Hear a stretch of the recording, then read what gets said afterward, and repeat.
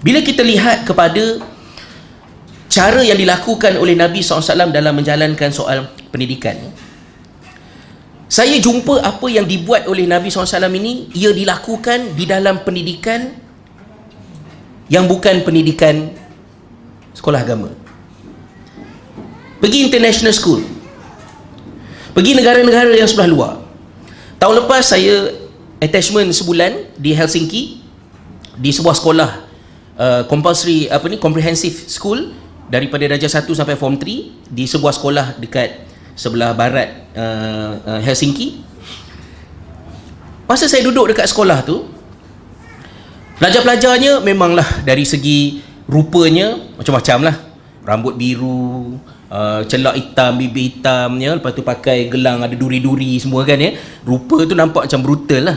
Saya masuk kelas form 2, grade 8. Pada masa tersebut saya duduk kat belakang. Masa perbincangan diadakan, pelajar semua bincang-bincang. Lepas tu cikgu ada nak tulis something dekat whiteboard. Cikgu tulis kat whiteboard. Lepas tu pelajar-pelajar ni bersembang. Tak tahulah apa benda dia orang sembangkan. Jadi saya sambil bersembang tu, cikgu yang tengah tulis kat whiteboard ni, dia punya tangan buat macam tu. Jadi budak-budak yang jenis rambut-rambut biru semua tadi ni cakap kawan, dia suruh budak senyap. Kawan dia rambut biru tadi tu suruh kawan, senyaplah sikit, cikgu suruh senyap tu. Budak-budak, okey, senyap. Jadi saya dalam hati, pandai hati tengok tarbiyah apakah yang telah berjalan di sekolah ni, hanya dengan you can order the children to remain dalam keadaan yang senyap, kan?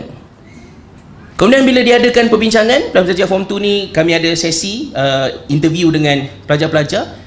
Bahasa Inggeris pelajarnya lebih kurang sama macam level bahasa Inggeris pelajar kita. English bukannya bahasa first language, mereka ada Finnish language, ada Swedish language, dan kemudian mereka belajar English. Tetapi cara mereka bercakap pada umur 14 tahun, pada umur 13 tahun, menyebabkan saya sebagai seorang cikgu dan / sebagai seorang pendakwah, saya susah hati. Ini adalah negara yang tak ada Allah, tak ada Rasul, tak ada Al-Quran, tak ada hadis sahih. But their education is producing good men and women. Manakala kita pula lain ceritanya. Maka kena cari kenapa. Lagi teruk kalau kata saya sebagai seorang Muslim, saya nak cakap pada orang Finland, well, Finns accept Islam. Why? Because in Islam we have an-nazafatu minal iman, katalah contohnya. Mereka lagi bersih daripada kita. Nak cakap pada orang Jepun, well, Japanese accept Islam. Why? Orang Jepun tanya, why we have to accept Islam? Well, because in Islam we have al-asri, innal insana lafi khusr. Orang Jepun menempati masa lagi dahsyat daripada kita. Saya yang tak kerti sepatah haram bahasa Jepun ni, saya boleh survive dekat Jepun dengan hanya mengikut timetable mereka. Ustaz naik kereta api 10.45, ustaz berhenti, kami sambut ustaz. Okey, walaupun saya tak boleh baca, saya naik kereta api nombor yang betul, 10.45 kereta api berhenti, saya boleh turun. Dan insya-Allah pelajar-pelajar Malaysia tunggu untuk sambut saya.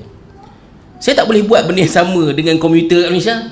Tak apa pakcik, tak apa, naik je komuter tu kan pukul 10.45 berhenti, itu Mid Valley lah tu. 10.45 berhenti tengah rimba Banat mana turunnya. Jadi akhirnya soalan yang timbul, kenapa orang perlu kepada Islam? Apa perlunya orang kepada Islam kalau tanpa Islam mereka boleh produce good men and women? I'm not saying that orang Finland ke orang mana ke telah mencapai, mereka ada kekosongan. Saya boleh rasa kekosongan mereka, anda boleh nampak kekosongan mereka sebab purpose is not there. Tapi Finland adalah negara yang paling aman di dunia, negara yang rakyatnya paling bahagia di dunia, dan kita mendambakan benda tu. Jadi bila kita tengok balik pada pendekatan yang dilakukan oleh Nabi SAW, kita dapati bahawa cara belajar di zaman baginda dengan cara kita ada kelainan. Dan tidak semestinya kita kena buat exactly seperti mana yang dibuat sepenuhnya, tapi kita kena identify elemen manakah yang kita kena teruskan, elemen manakah yang kita kena perbaiki, elemen manakah yang kita diberikan ruang untuk berijtihad membuat perubahan. terhadap cara belajar.